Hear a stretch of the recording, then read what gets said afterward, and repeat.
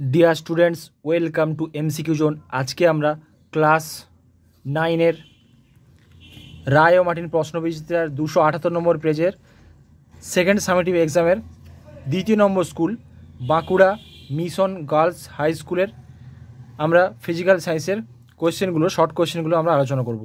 প্রথম কোয়েশ্চেন কী আছে দেখো, ফার্স্ট কোয়েশ্চেন একের দায় কোয়েশ্চেন কী আছে দেখো, এক মোল ইলেকট্রন বলতে বোঝায় এখানে কী হবে, এক মোল ইলেকট্রন কোনটা হবে, এক মোল ইলেকট্রন মানে হচ্ছে অ্যাভোগাড্রো সংখ্যক ইলেকট্রন। এক মোল ইলেকট্রন মানে হচ্ছে অ্যাভোগাড্রো সংখ্যক ইলেকট্রন, অর্থাৎ অ্যাভোগাড্রো সংখ্যার মান কত 6.022 × 10⁻23 সংখ্যক, অর্থাৎ অপশান ডি হচ্ছে রাইট অ্যান্সার, অ্যাভোগাড্রো সংখ্যক ইলেকট্রন।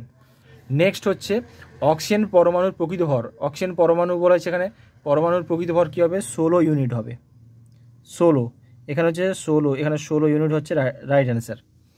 পরেরটা হচ্ছে রাসায়নিক পদার্থের রাজা, কিং অফ কেমিক্যালস কাকে বলা হচ্ছে, রাসায়নিক পদার্থের রাজা বলা হচ্ছে সালফিউরিক অ্যাসিড বা H2SO4-কে। নেক্সট কোয়েশ্চেন আম্লিক লবণ কোনটা, এখানে হচ্ছে NaCl, তারপর হচ্ছে NHSO4, PbOHCl এবং Na2SO4।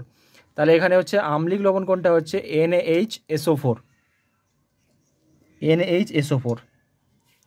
নেক্সট হচ্ছে কঠিন পদার্থের দ্রাব্যতা যে যে বিষয়ের উপর নির্ভর করে সেটি হচ্ছে দ্রাব্য ও দ্রাবকের প্রকৃতি, দ্রবণের উষ্ণতা, দ্রাবকের পরিমাণ, সবকটি। তাহলে অপশন ডি হচ্ছে সবকটি অ্যান্সার হচ্ছে রাইট অ্যান্সার, সবকটি অ্যান্সার। পরেরটা হচ্ছে পড়ন্ত বৃষ্টির ফোঁটার সমবেগে পড়ার কারণ, পড়ন্ত বৃষ্টির ফোঁটার সমবেগে পড়ার কারণ হচ্ছে বায়ুর সান্দ্রতা, অপশন এ হচ্ছে রাইট অ্যান্সার, বায়ুর সান্দ্রতা হবে।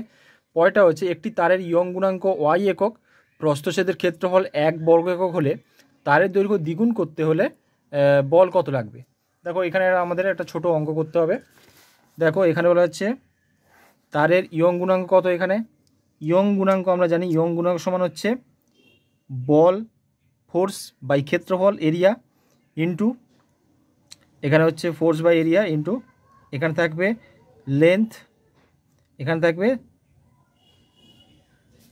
দৈর্ঘ্যের বৃদ্ধি, ঠিক আছে। ডেল এল কি, এখানে ডেল এল হচ্ছে দৈর্ঘ্যের বৃদ্ধি। এবার দেখানে বলা হয়েছে দেখো ইয়ং গুণাঙ্কে ওয়াই একক আর হচ্ছে প্রস্থচ্ছেদের ক্ষেত্রফল হচ্ছে 1 বর্গ একক, তাহলে তারের দৈর্ঘ্য দ্বিগুণ করতে বলা হয়েছে। তাহলে তারের দৈর্ঘ্য দ্বিগুণ মানে কি, দেখো এখানে ধরো এখানে একটা তার ছিল, এখানে একটা তার ছিল, সেই তারের দৈর্ঘ্য ছিল প্রথমে ছিল এল, আসল দৈর্ঘ্য অরিজিনাল দৈর্ঘ্য এল ছিল, প্রকৃত দৈর্ঘ্য এল ছিল।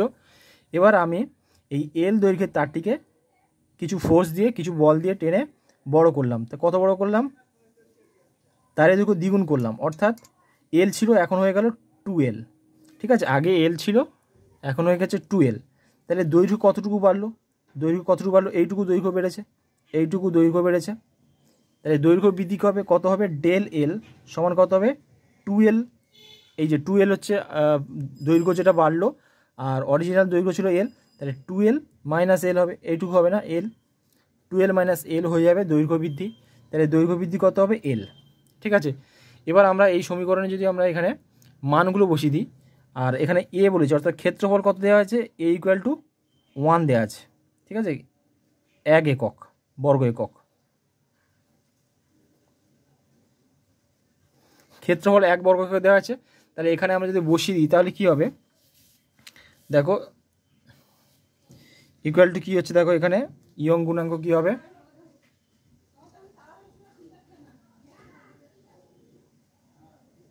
সমান ফোর্সের জায়গায় ফোর্স লিখলাম, এরিয়ার জায়গায় 1 দিলাম, ইন্টু এলের জায়গায় কী দেবো আমরা, এলের জায়গায় দিয়েছি এল, অরিজিনাল লেন্থ হচ্ছে এল, আর ডেল এল এখানে কি দেখো এল, তাহলে এল, ঠিক আছে। তাহলে এল আর এল কেটে গেল, তাহলে এখানে ফোর্স কত হবে, ফোর্স ইকুয়াল টু ইয়ং গুণাঙ্ক অর্থাৎ ওয়াই এর সঙ্গে সমান হবে, অর্থাৎ ওয়াই ইকুয়াল টু এফ, ঠিক আছে।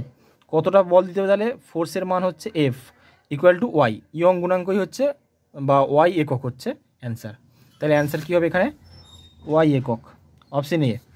পরেরটা হচ্ছে ঋণাত্মক কার্যের ক্ষেত্রে প্রযুক্ত বল এবং সরণের মধ্যেকার কোণ কত। ঋণাত্মক কার্য বলা হচ্ছে এখানে নেগেটিভ ওয়ার্ক, নেগেটিভ ওয়ার্ক বলতে এখানে দেখো বল যদি আমরা এদিকে বল প্রয়োগ করি, এদিকে বল, তাহলে সরণ কোন দিকে হবে, তার উল্টো দিকে হবে। তাহলে এটা হচ্ছে সরণ হচ্ছে ডিসটেন্স দিলাম, তাহলে বল যদি আমরা এই দিকে প্রয়োগ করি এই দিকে, তাহলে সরণ হচ্ছে তার ঠিক উল্টো দিকে হয়, ঠিক আছে।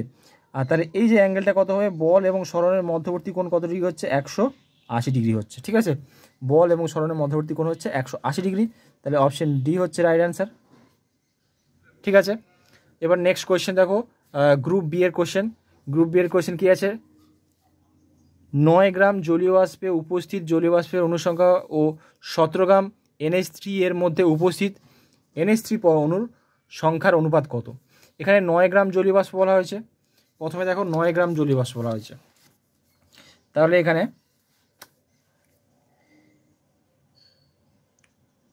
দেখো H2O অর্থাৎ জলীয় বাষ্প মানে কি? জল। জলীয় বাষ্প মানে জল। জলের আণবিক ভর কত হচ্ছে? 18 গ্রাম। ঠিক আছে, জলের আণবিক ভর হচ্ছে 18 গ্রাম। এবার আমরা জানি যে 18 গ্রাম মানে কত? 1 মোল। অর্থাৎ 18 গ্রামের মধ্যে কত সংখ্যক অণু বর্তমান? অ্যাভোগাড্রো সংখ্যা অর্থাৎ 6.022 ইন্টু 10⁻23 এতগুলো অণু আছে 18 গ্রামের মধ্যে। তাহলে 6.022 ইন্টু 10⁻23 এতগুলো অণু আছে। তাহলে 9 গ্রামের মধ্যে কত থাকবে? 9 গ্রামের মধ্যে কত থাকবে? 6.022 ইন্টু 10⁻23 ইন্টু 9/18। তাহলে 9 দিয়ে ভাগ করলে 2 হয়ে গেল এখানে। ঠিক আছে, এর ভাগ করে 2 হয়ে গেছে।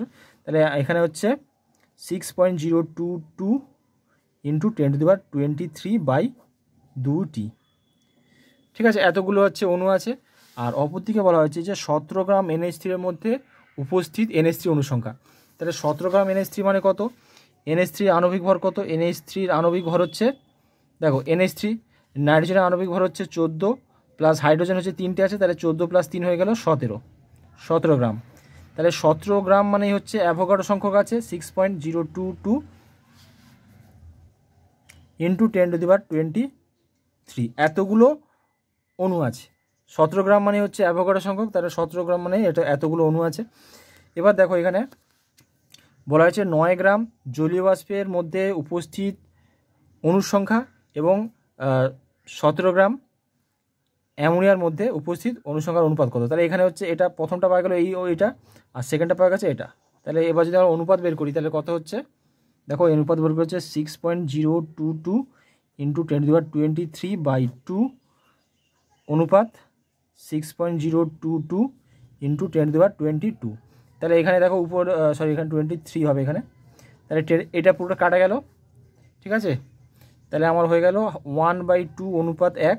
এবার উভয় দিকে যদি 2 গুণ করে দিই, দেখো এখানে অনুপাতের দুদিকে যদি আমরা 2 দিয়ে গুণ করি তাহলে কী হবে? ইকুয়াল টু 1/2 ইন্টু 2 অনুপাত 1 ইন্টু 2। তাহলে 2 কাটা গেল 1:2। তাহলে হয়ে গেল 1:2। তাহলে এর আসল অ্যান্সার হচ্ছে 1:2। এটা হচ্ছে অ্যান্সার। নেক্সট হচ্ছে একটি কঠিন সল ও একটি জেলের উদাহরণ। কঠিন সলের উদাহরণ হচ্ছে সংকর ধাতু বা অ্যালয় বলে, সংকর ধাতু বা অ্যালয়, সংকর ধাতু।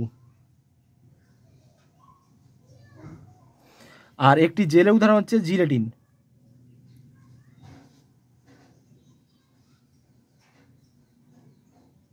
জিলেটিন পরেরটা জিলেটিন। ঠিক আছে, এবার অথবার হচ্ছে দেখো 2-এর দ্বিতীয় অথবা 15% Na2CO3 দ্রবণ বলতে কী বোঝায়? তো 15% Na2CO3 দ্রবণ এটা হচ্ছে দুভাবে লেখা যেতে পারে। একটা হচ্ছে weight by percentage, weight by weight আকারে, আর একটা হচ্ছে পার্সেন্টেজ ওয়েট বাই ভলিউম আকারে লেখা যেতে পারে। তাহলে হচ্ছে প্রথমে হচ্ছে দেখো পার্সেন্টেজ ওয়েট বাই ওয়েট আকারে কী লিখবে?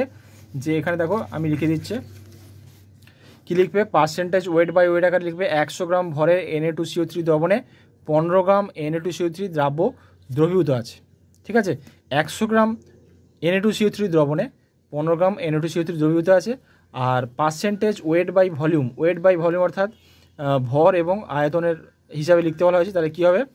100 ml আয়তন, 100 ml মধ্যে ml আয়তনের Na2CO3 দ্রবণে 15 গ্রাম ভরের Na2CO3 দ্রবীভূত আছে। তোমরা এটা লিখতে পারো, এই দুটোর মধ্যে যে কোনোটা লিখতে পারো, তাহলে সঠিক হবে।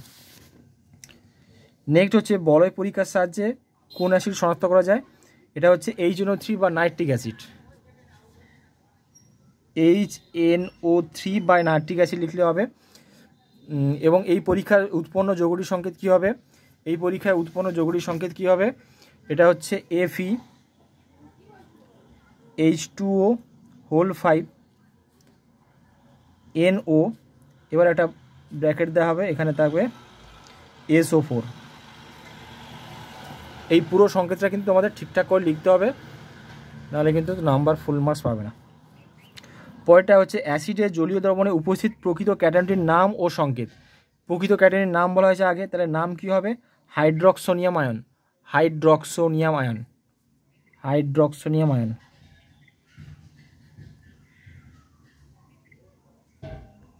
Hydroxonium ion. আর সংকেত হচ্ছে H3O+। H3O+। পরেরটা হচ্ছে x = কার্যবাহী শক্তি হলে x এর মাত্রিয় সংকেত কত হবে? দেখো এটা দেখে নাও। কার্যের সংকেত কি হচ্ছে? কার্যবাহী শক্তি। কার্যের মাত্রা কি হবে?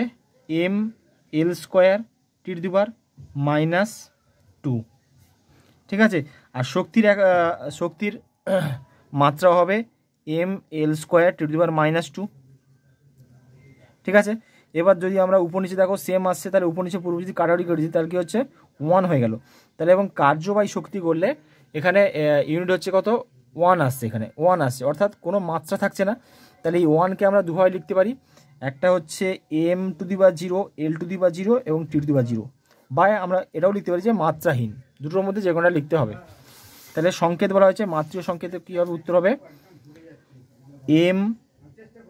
m⁻0, l⁻0, t⁻0 হচ্ছে মাতৃ সংকেত। পরেরটা হচ্ছে পৃথিবীর কেন্দ্রে স্থিতিশক্তির মান কত হবে? 0 হবে, 0 বা 0। নেক্সট হচ্ছে সংকট উষ্ণতায় তরলের পৃষ্ঠটান কত হচ্ছে? 0 হবে, এটাও 0 হবে অ্যান্সার, 0। পরেরটা হচ্ছে সর্বোচ্চ যে বেগে প্রবাহী কোনো নলের মধ্য দিয়ে ড্যাশ প্রবাহে প্রবাহিত হয় তা হলো প্রবাহের সন্ধিবেগ, তা হচ্ছে ধারারেখ প্রবাহ। ধারারেখ প্রবাহ। পরেরটা হচ্ছে একই আয়তনে দুটি বস্তুকে জল ও কেরোসিনের পূর্ণ নিমজ্জিত করলে কোন ক্ষেত্রে প্লবতা বেশি হবে? জলের ক্ষেত্রে প্লবতা সবসময় বেশি হবে, জল হচ্ছে বেশি, প্লবতা বেশি। পরে হচ্ছে জল এবং মধুর মধ্যে কার সান্দ্রতা বেশি? এটা হচ্ছে মধুর সান্দ্রতা বেশি, মধুর সান্দ্রতা বেশি, মধুর সান্দ্রতা বেশি।